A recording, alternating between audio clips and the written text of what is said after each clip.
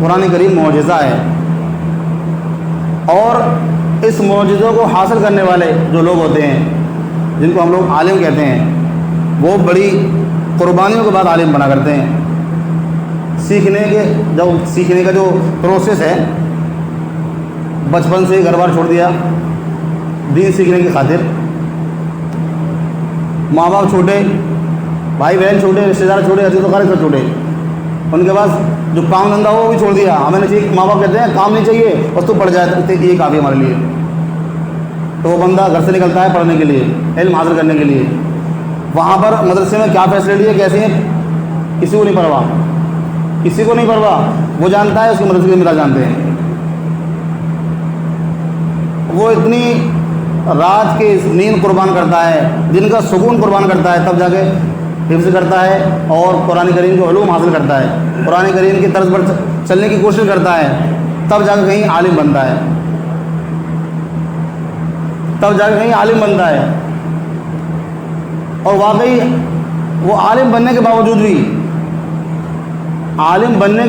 بھی کوئی عالم یہ دعویٰ نہیں کرتا کہ میں نے قرآن کریم کا پورا احاطہ کر لیا ہے یا تمام کے تمام احادیث کو ذخیروں کو جمع کر لیا ہے۔ بس جتنی مدرسے میں پڑھائی ہوتی ہے صرف پڑھنا سکھایا جاتا ہے، کسی کو پڑھایا نہیں جاتا کہ تمہیں پڑھنا کیسے ہے۔ کتابیں پڑھائی جاتی ہیں، نحو کی، صرف کی، منطق، فلسفے کی، سب پڑھائی جاتی ہیں۔ کیوں پڑھائی جاتی ہیں؟ اس لیے پڑھائی جاتی ہے تاکہ وہ پڑھنا سیکھ سکے کہ تمہیں پڑھنا کیسے ہے، اب علم حاصل کرنا کیسے ہے، یہ طریقہ بتایا، صرف طریقہ سکھایا جاتا ہے، راستہ دکھایا جاتا ہے، کسی کو پڑھایا نہیں جاتا مکمل طور پر۔ بہت سارے مدارس ہیں جس میں بخاری شریف پڑھائی جاتی ہے مکمل، روایتاً تو سب میں ہوتی ہے، درایتاً کہیں کہیں ہوتی ہے۔ اب روایتاً الگ ہے، درایتاً الگ ہے۔ اسی طریقے سے بہت ساری کتابیں ہیں جو صرف پڑھا جاتی ہیں، علم سیکھا کیسے جاتا ہے وہ طریقہ بتایا جاتا ہے بس۔ یہی وجہ ہے کہ کوئی بھی عالم بننے کے بعد یہ دعویٰ نہیں کرتا کہ میں نے تمام علوم کو حاصل کر لیا ہے، اور نہ کرتا ہے اور نہ انشاءاللہ قیامت تک کرے گا واقعی کیا علم ہوگا۔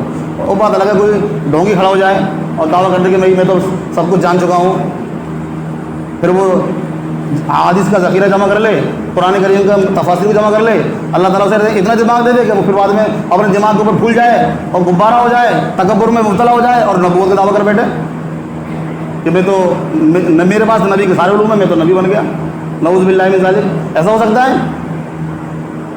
ممکن ہے، لیکن یہ کون ہوگا؟ جھوٹا ہوگا اپنے دعوے میں۔ کیا ہوگا؟ وہ جھوٹا شخص ہوگا جو اپنے دعوے میں ایک بات کہہ دے کہ مجھے قرآن کریم کے یا تفسیر کے، حدیث کے سارے علوم حاصل ہو چکے ہیں، تو اپنے دعوے میں جھوٹا ہوگا۔ قرآن کریم کا علم، تفسیر کا علم بہت بڑا علم ہے جس کا حاصل کرنا ہر کسی کے بس کی بات نہیں ہے۔ جو حاصل کرتا ہے وہ صرف طریقے حاصل کرتا ہے، پھر وہ عالم بنتا ہے اور بڑی محنت مشقت اٹھانی پڑتی ہے، تب جا کر عالم بنتا ہے۔ پھر ایک عالم بننے کے بعد اس کی ذمہ داری بنتی ہے کہ وہ نبی اکرم صلی اللہ علیہ وسلم کی سیرت کے مطابق، نبی اکرم صلی اللہ علیہ وسلم کے اخلاق کے مطابق، نبی سے جو سیکھا ہے اس کو قوم تک پہنچائے، اس کا حق ہے، اس کا حق ہے۔ پھر وہ اپنی زندگی اگر عوام کی مرضی کے مطابق زندگی گزارتا ہے تو اس کا مطلب یہ کہ وہ عوام کے کہے میں چل رہا ہے، نبی کے کہے میں نہیں چل رہا۔ اس کو چاہیے کہ نبی کی فرما برداری میں عوام کو لانے کی کوشش کرے، کیونکہ عوام تو بھٹکی ہوئی ہے، جہالت کے اندھیرے میں جا چکی ہے۔ عوام کو اگر نبی کی سیرت میں لانا ہے تو نبی کی سیرت پر عمل کر کے دکھاؤ اور نبی کا طریقہ ان کو بتاؤ، سمجھاؤ، تاکہ عوام نبی کے طریقے پر آئے۔ یہ عالم کا کام ہوتا ہے، اور نبی کا کوئی ایک طریقہ تو تھا نہیں۔ نبی اکرم صلی اللہ علیہ وسلم نے تدریس کا کام بھی کیا، صفا کی چبوترے پہ بیٹھ کر صحابہ کرام کو سکھایا۔ نبی اکرم صلی اللہ علیہ وسلم نے میدان کارزار بھی سنبھالا ہے، سپہ سالار بھی سنبھالی ہے۔ نبی اکرم صلی اللہ علیہ وسلم نے مسجد کے کونے پہ بیٹھ کر ذکر اللہ کی صدائیں بھی بلند کی ہیں۔ نبی اکرم صلی اللہ علیہ وسلم نے بچوں کو بھی سکھایا، بڑوں کو بھی سکھایا۔ نبی اکرم صلی اللہ علیہ وسلم نے اپنی بیویوں کے ساتھ کیسا برتاؤ کرنا ہے یہ طریقہ سکھایا۔ نبی اکرم صلی اللہ علیہ وسلم نے اپنی بہنوں کو کیا حق ہے وہ بتایا۔ نبی اکرم صلی اللہ علیہ وسلم نے مستورات کا، عورتوں کا تم پر کیا حق ہے وہ سب بتایا۔ نبی اکرم صلی اللہ علیہ وسلم نے والدین کا حق بتایا۔ نبی اکرم صلی اللہ علیہ وسلم نے اولاد کا حق بتایا۔ نبی اکرم صلی اللہ علیہ وسلم نے اپنی پوری زندگی یہ سب کر کے دکھا دیا جو تمہاری زندگی میں کام آنے والا ہے، جو تمہاری زندگی میں کام آنے والا ہے، نبی اکرم صلی اللہ علیہ وسلم کا کتاب۔ اب ایک عالم جب ان احادیث کو، ان تفاسیر کو پڑھتا ہے، سیکھتا ہے، تو وہ نبی اکرم صلی اللہ علیہ وسلم کی سیرت کو سیکھتا ہے۔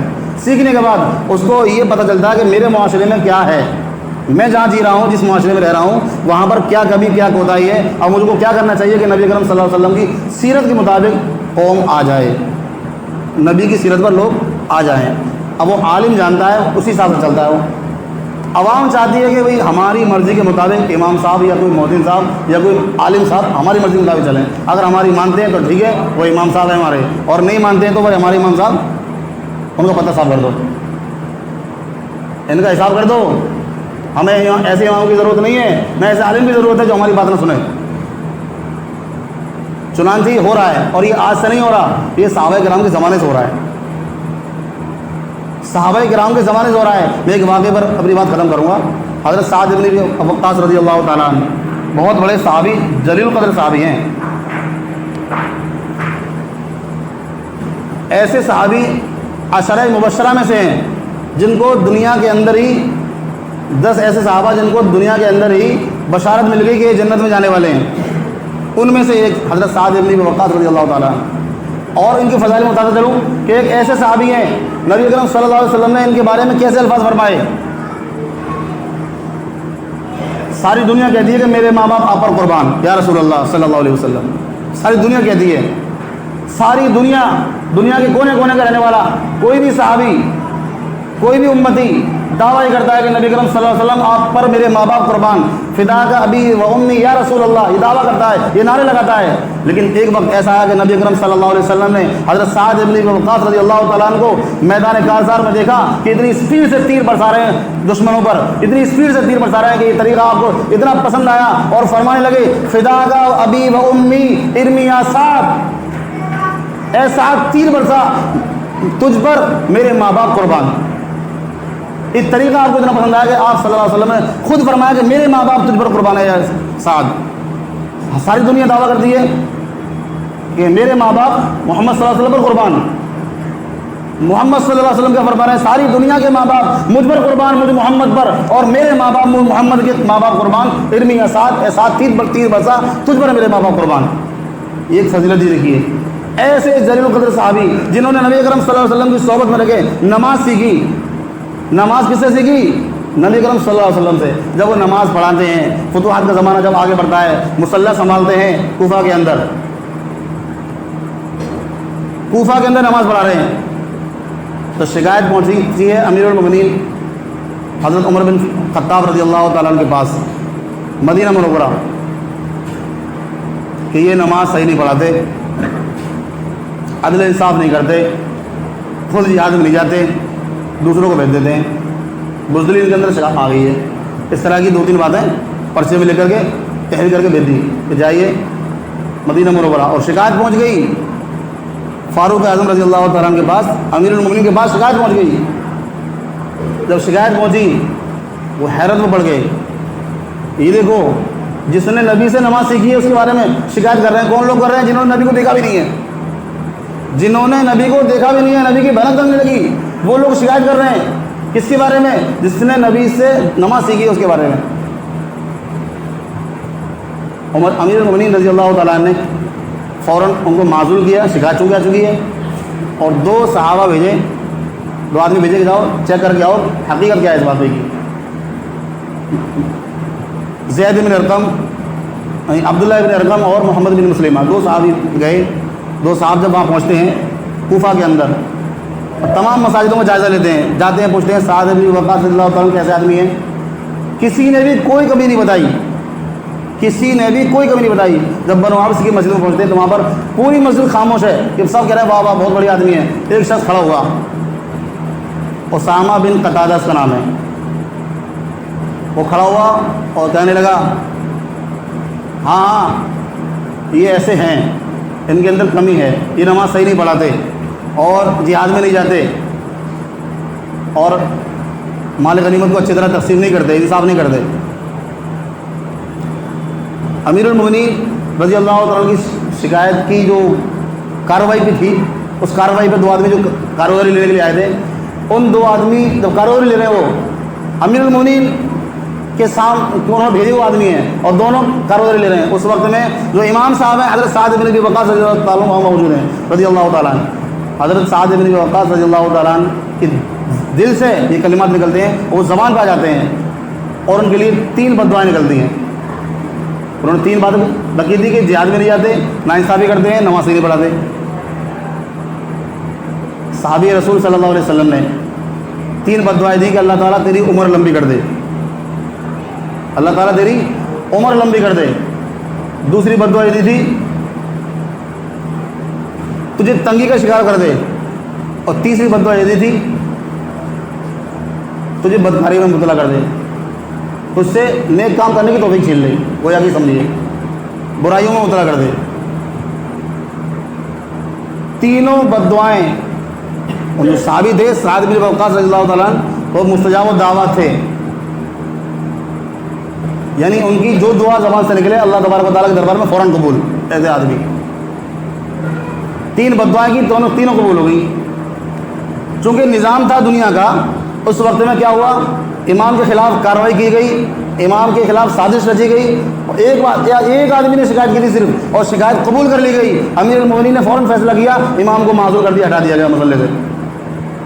لیکن امام کا جب دل دکھا 3 بد دعائیں نکلی ان کی زبان سے، اور پھر کیا ہوا، نتیجہ یہ نکلا کہ تینوں بد دعائیں جب قبول ہوئی، کچھ سالوں کے بعد جب دیکھا، جب وہ شخص بوڑھا ہو گیا، لوگ اس سے پوچھتے ہیں، جب راستے میں چلتا ہے تنگی کا شکار ہے، پل کے اس کی آنکھیں ڈھک رہی ہیں، کچھ کھانے پینے کو نہیں ہے، لالے پڑ رہے ہیں کھانے کے، مانگتا پھر رہا، بھیک مانگتا ہوا، جب کسی عورت کو دیکھتا ہے تو اس کی چھیڑخانی کرتا ہے۔ تو کسی نے پوچھا کہ آپ بڑھاپے میں بھی باز نہیں آ رہے، عورتوں کو چھیڑ رہے ہیں؟ تو کہنے لگا یہ اس میں میری غلطی نہیں ہے۔ کیا کہہ رہا ہے؟ اس میں میری غلطی نہیں ہے، مجھ پر بد دعا لگی ہوئی ہے سعد بن ابی وقاص رضی اللہ تعالیٰ عنہ کی۔ اگر میں اس دن کھڑا نہ ہوتا ان کے خلاف تو مجھ پر ایسی بد دعا نہ لگتی اور میں ایسا برباد نہ ہوتا۔ میری عمر بھی لمبی ہو چکی ہے، اتنی عمر ہو گئی ہے، مجھے موت نہیں آ رہی، اور آج بڈھا ہونے کی حالت میں بھی مجھ سے یہ کام ہو جاتے ہیں کہ میں عورتیں چھیڑتا ہوں، اور تنگی کا یہ عالم ہے کہ کھانے کے لالے پڑ رہے ہیں، ایک وقت کھانا میسر نہیں ہو رہا۔ یہ 3 بد دعائیں لگی جو فٹ ہو گئی ڈائریکٹ اس پر۔ لگی کیوں تھی؟ سازش رچی اس نے، تو سازش رچنے والے اس زمانے پہ بھی تھی، اس زمانے سے چلتے چلے آ رہے ہیں اور چلتے چلے جائیں گے، ایسا نہیں کہ ختم ہو جائیں گے، ختم نہیں ہوں گے، چلتے رہیں گے۔ لیکن وہ پھر کس کی فہرست میں کھڑے ہوں گے؟ ایسے لوگوں کی فہرست میں کھڑے ہوں گے جہاں پر حضرت سعد بن ابی وقاص رضی اللہ تعالیٰ عنہ کی بد دعا لگی ہے، تو بد دعا لگنے والوں لوگوں میں شامل ہوں گے، کیونکہ امام کے خلاف سازش کرنے والے ہیں، امام کے خلاف سازش کرنے والے ہیں۔ دیکھو آج کا کوئی امام ہو، کوئی بھی امام ہو، میں ہوں یا کوئی اور ہو، کوئی بھی امام ہو، کوئی بھی امام حضرت سعد بن ابی وقاص رضی اللہ تعالیٰ عنہ کے پیروں کے دھول کے برابر بھی نہیں ہے، لیکن وہ مسلح وہی ہے جو نبی چھوڑ کر گئے تھے۔ اتنا ہے کہ انہوں نے نبی کرم صلی اللہ علیہ وسلم کے ساتھ براہ راست بیٹھ کر کے نماز سیکھی تھی، نماز پڑھتے ہوئے سیکھی تھی، آپ کے پیچھے کھڑے ہوئے سیکھی تھی۔ لیکن آج کے زمانے کے جو علماء ہیں انہوں نے نبی اکرم صلی اللہ علیہ وسلم کے اقوال سے، افعال سے، یعنی حدیث رسول اللہ صلی اللہ علیہ وسلم سے سیکھی ہے، حدیث سے سیکھی ہے، قرآن سے سیکھی ہے۔ نبی اکرم صلی اللہ علیہ وسلم سے براہ راست سیکھی انہوں نے بلا واسطہ سیکھی، ہم نے بالواسطہ سیکھی ہے آج کے زمانے کے علماء نے۔ لیکن جب سیکھ لی، نماز تو وہی ہے جو نبی اکرم صلی اللہ علیہ وسلم سیکھا گئے تھے، نماز کا مصلی بھی وہی ہے جو نبی اکرم صلی اللہ علیہ وسلم چھوڑ کے گئے تھے، نبی اکرم صلی اللہ علیہ وسلم چھوڑ کے مصلی گئے تھے، وہی مصلی آج بھی ہے، نماز پڑھانے والے امام کا درجہ بھی وہی ہے جو نبی اکرم صلی اللہ علیہ وسلم اس زمانے میں چھوڑ کے گئے تھے۔ آج بھی اگر کوئی خلاف سازش کرتا ہے کسی امام کے تو پھر انہی لوگوں کی فہرست میں شامل ہوگا جن پر حضرت سعد بن ابی وقاص رضی اللہ تعالیٰ عنہ کی بد دعائیں لگی ہوئی ہیں۔ اگر کسی کے دل میں وہم و گمان میں خیال آتا ہے کہ ہم کوئی پروپیگنڈا کریں گے، سازش رچیں گے تو ہم کامیاب ہو جائیں گے، تو ہاں ہو سکتا ہے وقتی طور پر وہ کامیاب ہو جائے، سازش رچے اور اماموں کو یا علماء کو بدنما داغ لگا کر بدنام کر دے اور نکال کے باہر پھینکوا دے، کارآمد ہو سکتا ہے، اس کی سازشیں کامیاب ہو سکتی ہیں، لیکن وہ کچھ دیر کی خاموشی ہے، پھر شور آئے گا، والا حساب ہو جائے گا۔ ابھی تاریکی ہے، جہالت ہے، اندھیرا ہے، لیکن جب علم آئے گا، روشنی آئے گی، جب اس کو احساس ہوگا، جب بد دعائیں اس پر فٹ ہوگی، تب نظر آئے گا کہ ہاں میں نے کیا کیا تھا۔ جب اپنی غلطی کا احساس ہوگا، تب تک بہت دیر ہو چکی ہوگی۔ اس لیے اگر کسی کے وہم و گمان میں کسی عالم کے خلاف بدگمانی ہے تو اس کو فوراً دماغ سے نکال دیں، کسی بھی عالم کے خلاف فوراً ذہن سے نکال دیں، ایک چھوٹا سا واقعہ ایک افغانستان کے عالم بیان کرتے ہیں کہ میں نے دیکھا ہے ایک والد جس کے بچے نے 29 پارے اور کلام پاک کے حفظ کر لیے، کلام پاک کے 29 پارے حفظ کر لیے، ایک پارہ باقی تھا بس، لیکن اس کے والد نے ایک اپنے دماغ میں یہ بدگمانی بٹھا لی یہ عالم تو ایسا ویسا ہے، اپنے دماغ میں یہ ایک بدگمانی ڈالی کہ یہ عالم ایسا ویسا ہے، مطلب اس کے بارے میں برا گمان اپنے ذہن میں پال لیا، جس کے نتیجے میں نتیجہ نکلا کہ وہ بچہ جو اس کا 29 پاروں کا حافظ تھا بیٹا کلام پاک مکمل نہ کر سکا، ایک پارہ رہ گیا تھا، چاہتا کر لیتا ایک مہینے میں، ایک دن میں کر لیتا، چاہے ایک مہینے میں کرتا، ایک سال میں کر لیتا، لیکن اللہ تبارک و تعالیٰ نے اس کو محروم کر دیا۔ کیوں؟ کیونکہ اس کے والد نے اپنے دماغ میں علماء کے خلاف بدظنی ڈال لی ہے۔ تو اگر کسی کے بہم و گمان میں یہ کسی عالم کے خلاف سازش رچنے کا پلان کرنا ہے تو دھیان رکھو اللہ تبارک و تعالیٰ اس کا نتیجہ دے گا کہ تمہاری نسلوں سے دین اٹھا لے گا، نسلوں سے دین اٹھا لے گا، تم سے نہیں، تم تو جو ہو تو ہو، خود تو نہ تین میں تیرہ میں ہے ہی نہ کہیں۔ اگر کہا جائے کہ مصلی کھڑے ہو کے نماز پڑھا دو تو نماز پڑھانے کے لائق بھی نہیں ہے، نماز خود کی بھی صحیح نہیں ہے تو کیا پڑھائیں گے؟